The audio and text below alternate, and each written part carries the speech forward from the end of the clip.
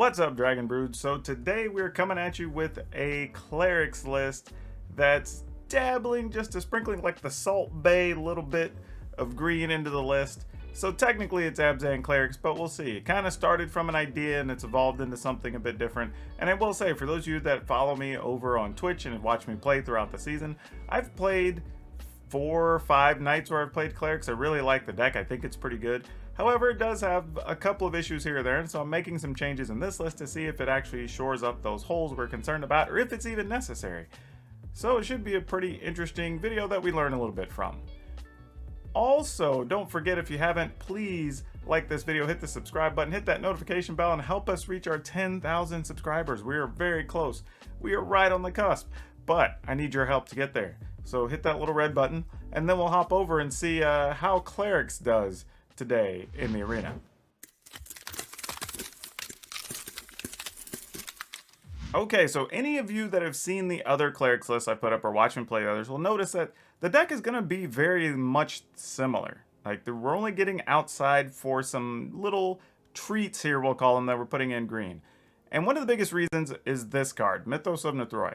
The biggest reason we want to play this is for stuff like the Great Hinge, right? Like, that's where some of those games can start getting away from us, and that seems to be the card we're worried about the most. But this can kill anything. It can also kill problematic rogues. If we end up in that situation, it's a way to kill like an opposing Lurrus. So that's kind of neat. We also decided to add in a couple of Skyclave Apparition. This is another removal card that could buy us time in some key situations. Now, the reason I'm using the name Recursive Clerics is we have Null Priest of Oblivion, which lets us get some stuff back. We have a couple of Lurrus here that's going to let us get stuff out of the graveyard. We have 3 Aura, which is also going to let us get stuff out of the graveyard. Eerie Ultimatum, which can also let us get stuff out of the graveyard. And then Agadeem's Awakening, which also lets us get stuff out of the graveyard. Right, so there is a lot of recursion going on here. And I'm hoping in some ways this helps give us a little bit of extra oomph against the mill strategies, right? They're filling up our graveyard, so we're going to have all these ways to get stuff out of the yard, which should be beneficial to us. Granted, this is all in theory. We have to see how it works in practice. Ultimatum might just be too expensive. However, we're going to give it a shot, because you do have the situations where between Agadeem's Awakening and Eerie Ultimatum, when you have something like Veto alongside Cleric of Lifespawn, where you can just have 4 or 5 things come into play potentially, and then gain a bunch of life and just end the opponent right then. So that's one thing we could do. You know, we have Archfiend's Vessel, which is able to come back and make a 5/5, right? That's a thing we have going on. And then if we just gain a bunch of life, we can just make tokens with Speaker of the Heavens. So all of this works together, all very cleanly. You know, Tabarak's just for some extra value. But, again, we're going to go hop into the arena and see if it actually works how we think it'll work. Alright, we'll keep it. Sand's totally functional. Alright, put that in tapped.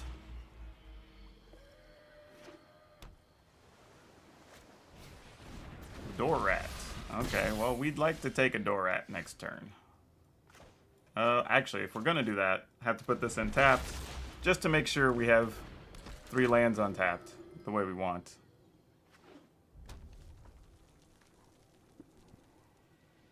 You could always kill an opponent. That is a thing you would be able to do if you so choose.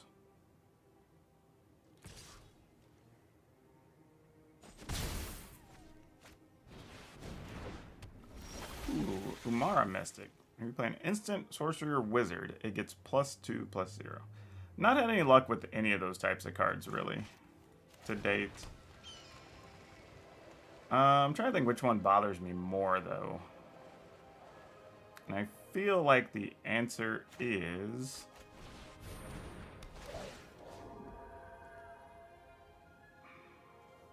Actually, don't know. They both fly. This gets permanent counters. This gives them a 3/3, though, if we take it. So let's just take this. And then at least they're forced to tap spells to keep doing real damage to us, or cast spells. Alright, get you a 2/2 back. Doesn't get them a Dorat back, just gets them a 2/2. Or a Sprite Dragon, depending on which version you see on your screen.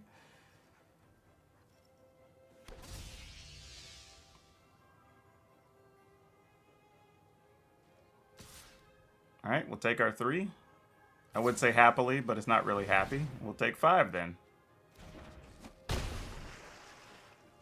Have it your way, opponent. Okay. Let's... I think this is fine. Play this. Play this. And if the opponent's not going to kill it, then fine.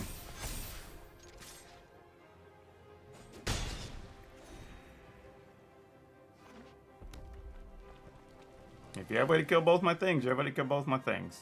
I'll live with it. Not even blocking. Well, I guess you weren't going to let me anyway. Yep, no blocks. Criminal Overload, get you what, a 3/3? Yeah, and get you a spell back. I don't know, y'all, just like, these just don't tend to work out the way you want them to. More often than not. Like I said, we've tried so many versions, and none of them seem to work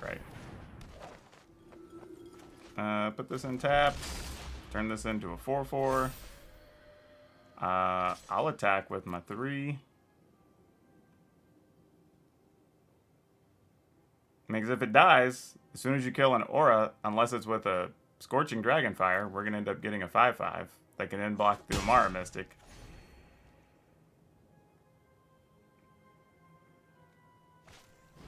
Alright, Frantic Search, get you a card. Land doesn't matter. Frantic Search, get you 2 cards. So you have a 5 power, and that's all that's coming at us. That is great. No complaints from this side. Okay.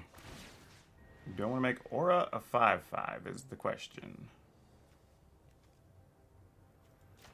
I think I'm just going to attack with this duder.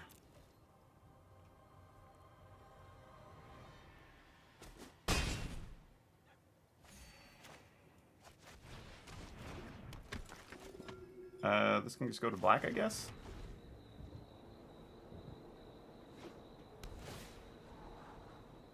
I mean, there's probably a way we could still die here when they have that much mana. But we do also have 2 sizable creatures, of which could be a 5/5 if we want it to be next turn. Ooh, there's a Lurrus. Well, that's kind of nice.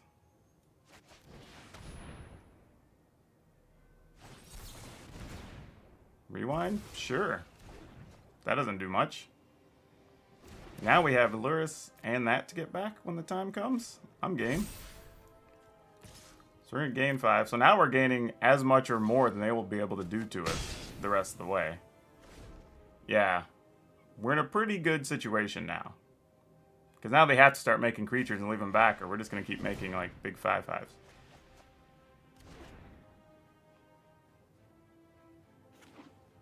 Alright, still have 3 spells and 6 mana. Alright, another Mystic doesn't really concern us here. Third Mystic is Amusing. Taking 7 to the Dome doesn't really affect us too much here.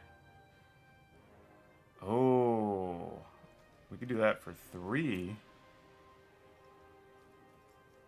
Alright, so they can... Okay, now a spell is actually a real situation here. We have to have a real conversation for a moment. Do we want to spread the damage like this, and then attack, attack, attack?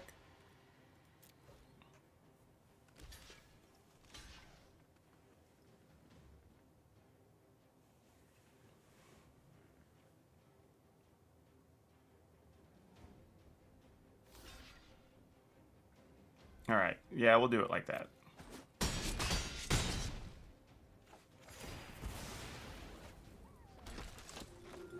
And then we can just get all of this back. Go to 18. Oh, they didn't kill a vessel, though. So, if we're at 18, what's the worst that happens here? They draw. So these become 3, so that's 6. They play something, 7, 8, 9, 10, 11, 12, 13, 14, shoot us for maybe 2 along the way.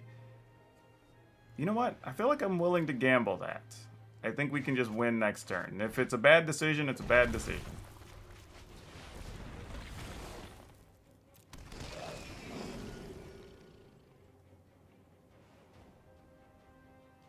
Alright, we got there. Opponent goes first, we'll keep this.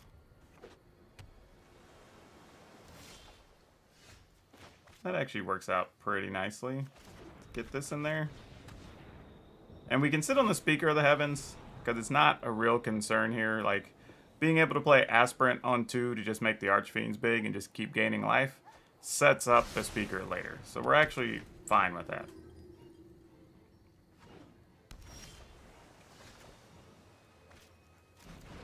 Alright, this likely gets stopped. Oh, it didn't.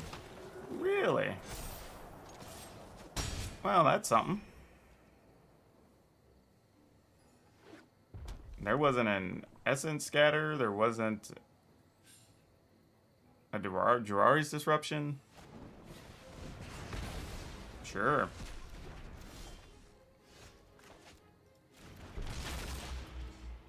We'll get in there for 2. So now I assume you kill the Speaker of the Heaven.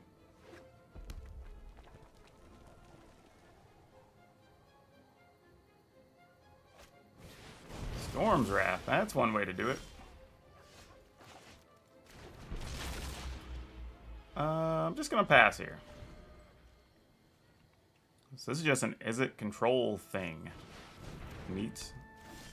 Whenever you draw a card, except the first one each turn, you draw 2 cards. Alright, well let's remove that. That seemed good.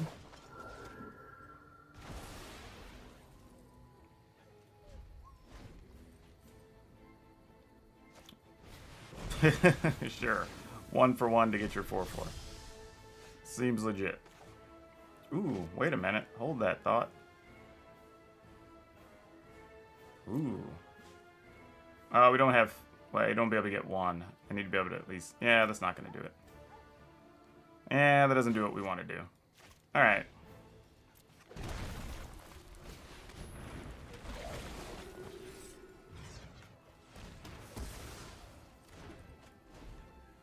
I mean, worst case scenario, if it dies, we try to fire off back-to-back ultimatums down the road.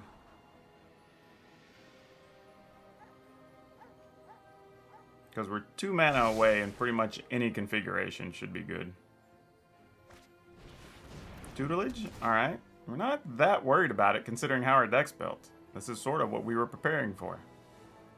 We've been training for this. Though our creatures could get swept again, which, you know, is a thing.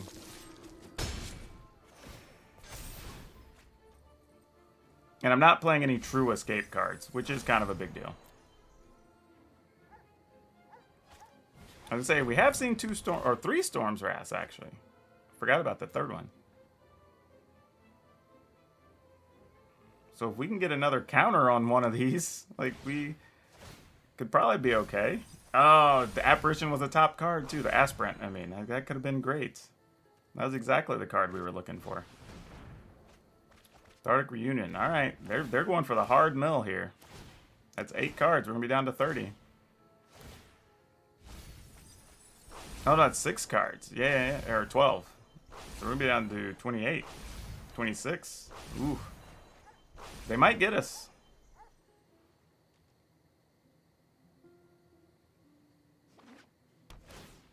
Alright, that's good news. Oh, they left it on top, though. That's probably bad news. Yeah, if they sweep the board here, I think we're wrecked. I think we're out of answers. Needed that Aspirant that got milled a second ago. We only have 25 cards. Down to 21 cards. This could be the end of it. Alright, Cathartic Reunion. That's 12, so we're down to 9. If they have another one, we're just dead.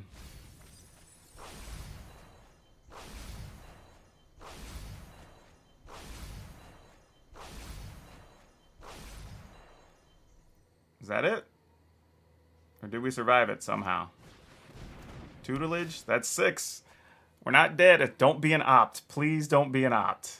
If it's opt, we die. Because then we just have 3 cards left.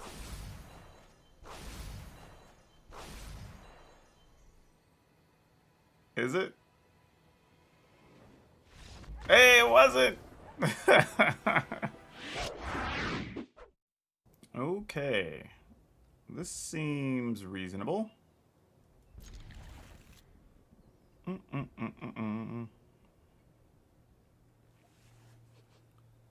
My only problem right now is I'm just trying to figure out the best way to roll this hand out.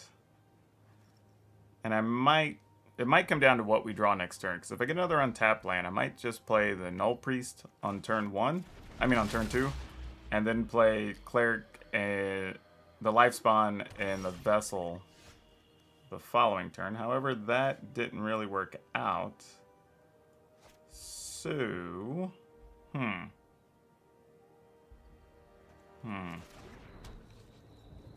gonna do this. Mostly to see what type of removal the opponent has. They might just have like a Blood Chief's Thirst or something here. That could draw some fire, if we're lucky.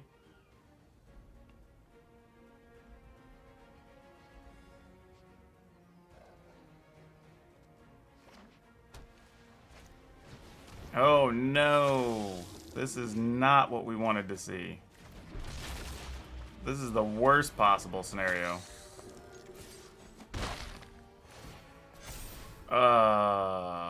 Wow. That's really bad.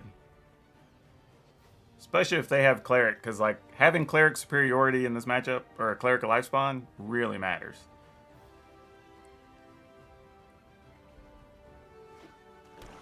Oh, this is going to be unfortunate. We need to draw something to kill their Cleric quickly. Or this is going to be really bad. Yep. I don't think I've ever wanted a Skyclave Apparition more than right now. That is not an apparition.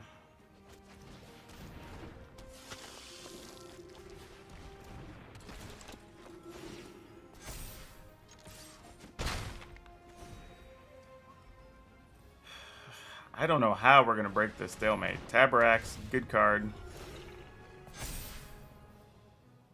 I mean, we can block their Cleric to Life Spawn all day, but that doesn't really solve our problem any.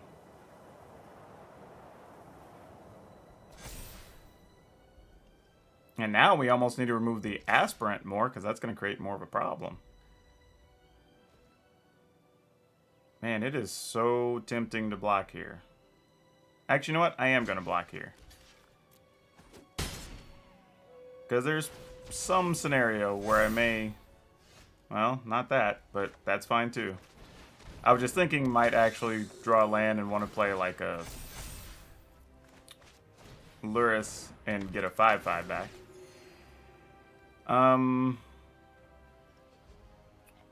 Would you trade both of those? Because that's a trade I might be interested in.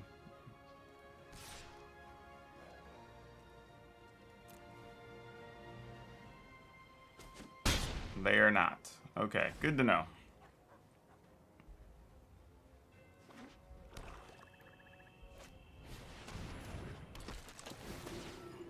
We each sacrifice the thing? Yeah, I'll get rid of this. I mean, obviously, they don't know what we know. That if we could get the mana, we have Lurrus action over here.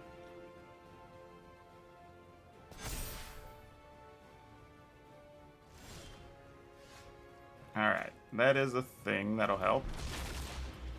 Unfortunately, we don't get any life gain this turn.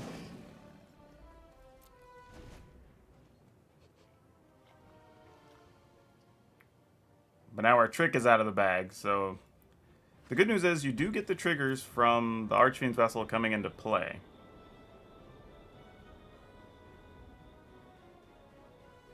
And then it turns into a 5/5. So we'll get at least 2 life next turn. Their Archfiend's Vessel, I'm not as interested in blocking. Theirs can just come through for all I care. In a perfect world, we'd actually get another land, so we could play Aura and play the... Actually, I don't even know, honestly. Yeah, no blocks. I'll just take the one. Because I don't know what's worth it more for them to kill. Like, if you kill Lurrus, then we still have the 2 Clerics. But if you leave Lurrus, then we have 3 Clerics. And that's worse. Over us even getting another Archfiend's Vessel. Alright. So we can go Cleric of Lifespawn. Have a whole bunch of triggers. Or just play Aura. Which I think is what we're going to do. Actually, let's play this first. So if they try to kill Lurrus with it on the stack or something.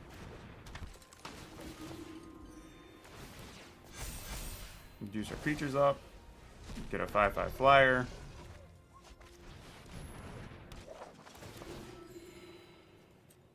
Make an angel. No need to attack just yet.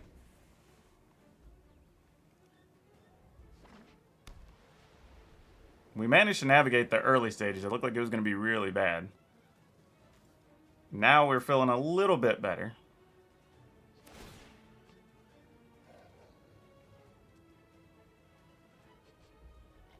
Considering we're at a point where we can out-creature them. Those 1/1s can come on through. I don't even care. So we take 6. We won't be able to gain any more life. If we block with... we don't have 1/1s in the graveyard anymore. I mean, but I just give them a 5/5 if we do that, so I don't know if it even matters. What are they trying to put in the yard? That's what I'm trying to figure out. Like, what is this plan?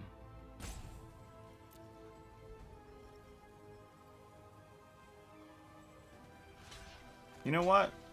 I've got Lurrus. Let's see what the opponent's got. I mean, if it's just Crypt of Agadeem to get your Cleric back, that's fine.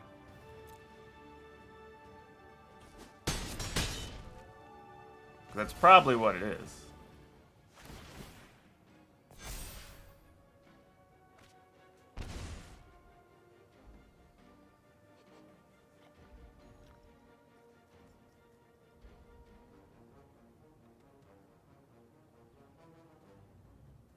But we have enough mana that we should... I mean, if we hit 6, then we'd sure be able to play whatever we draw. But really, outside of Aura, we should be pretty solid here. Alright, you're drawing a bunch of cards, but what does that equate to for you? Null Priest gets you back one of your Clerics of Lifespawn. Your sack Cleric, maybe? Okay, so you get a 5/5, sure. That doesn't really change the state of the game much. Another Aura doesn't really do anything, so we're just gonna do this because it's legendary.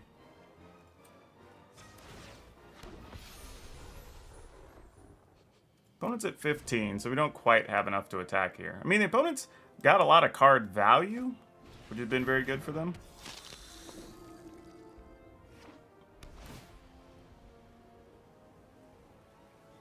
But there is going to be a point where we're just going to have enough flyers that we're just going to come through regardless. And we're able to gain at least 2 a turn for the next couple turns.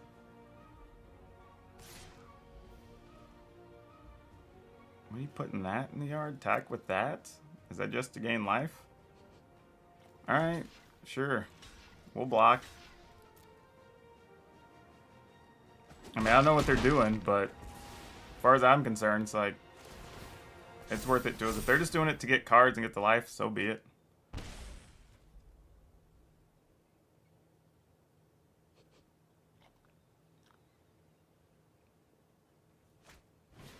Another vessel. Okay, sure.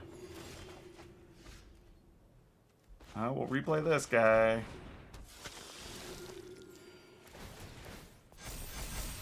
I mean, I guess I could have gotten both of those out. Now that I'm thinking about it, I could have just played this for the full value.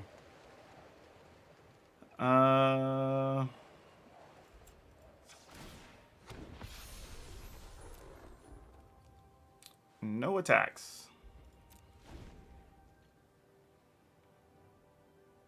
Alright, we're kind of setting up for it next turn, though. Opponent has 1, 2, 3, 4, 5, 6 blockers. Can gain 10 life, though, from Taborax. This is all going to be kind of silly.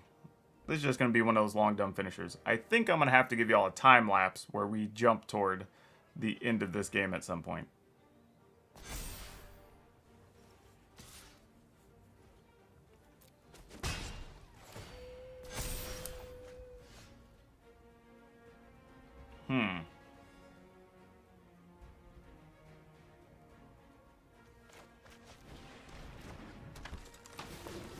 Okay.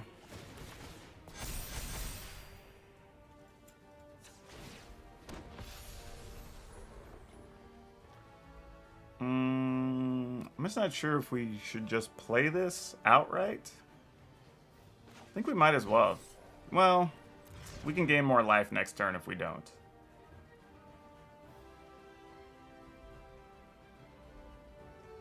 Opponent can gain 8, 9. So they're at 25 effectively. Let's assume 1, 2, 3. 1, 2, 3, 4, 5. 1, 2, 3, 4, 5 gets blocked.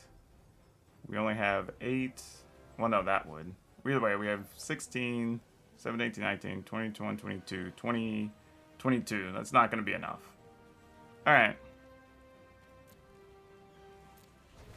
Wanted it to be more. Wasn't enough.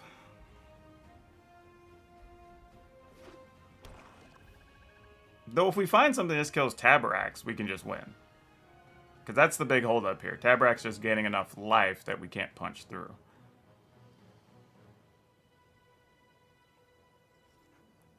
But if we draw Bloodchief's Thirst or Apparition or, okay, Lurrus, lose some of our Lurrus value there. Or the other thing, the Mythos, right? Like that also could possibly win it for us here. They're still at 20 though. They can gain 4 now.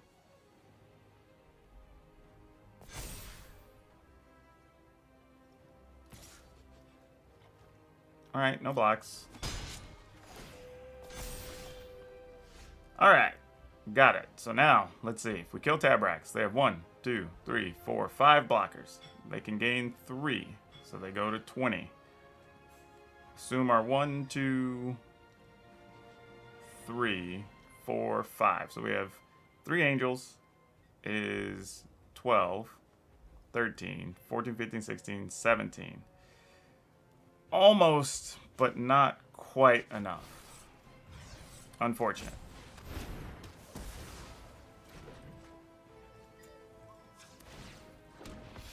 We'll try next turn. Okay, they've given up, finally.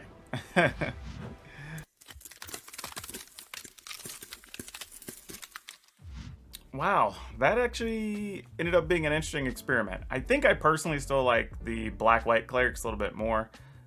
But I will say, if you're having a lot of trouble where you keep running into these Great Henge decks and things like that, splashing a little bit of green to get access to the Mythos of Nethroi is not actually a bad thing. And if you're playing best of 3, it could also open up your sideboard to playing some other useful cards that you just might need for some situations. So, you know, there's some answers. I'll also say this. I have went ahead and made the change of taking out one of the Eerie Ultimatums in exchange for a 3rd Apparition, which I think will solve some of the problems too. But overall, the deck actually plays very well, even in weird mirror matches. So, yeah, I'm a big fan of this deck. I like Clerics. If you want something different in an aggro deck that has a little bit of long game while still being able to beat down, give this one a look. As for our card spotlight today, we're kind of cheating. I'm going to show you Liliana the Last Hope, but realistically, I'm talking about 3-mana Planeswalkers. Now, we got to see a lot of them whenever we saw War of the Spark last time, but generally speaking, in the history of Magic, if there's a Planeswalker that costs 3, you should probably consider it. It's hard for a 3-mana Planeswalker to not be playable. I mean, it doesn't matter if you're talking about Teferis, Lilianas, even Domri Rod. I played that in some things. So if you see those in the future, it's just something to keep your eye on when you're deck building or you see them in previews. Not saying you need to rush out and buy them, but it wouldn't necessarily hurt you. The odds of it working against you are going to be pretty low. Also remember, if you haven't, please like this video, hit the subscribe button, hit that notification bell, and help us get to 10,000 subscribers, because we're really, really, really close. Also remember, if you want this deck list, or you want to come follow us in the Discord, or visit our sponsors, buy some merchandise, tons of links down below. And if you would like to shop on TCGPlayer or Amazon, if you do me the favor of going through one of the links that I have down in the description, even if you don't buy the items that are linked, I'll still get a little bit of a kickback and you'll help me out that way. But that's all I have for you for now. We'll see you next time.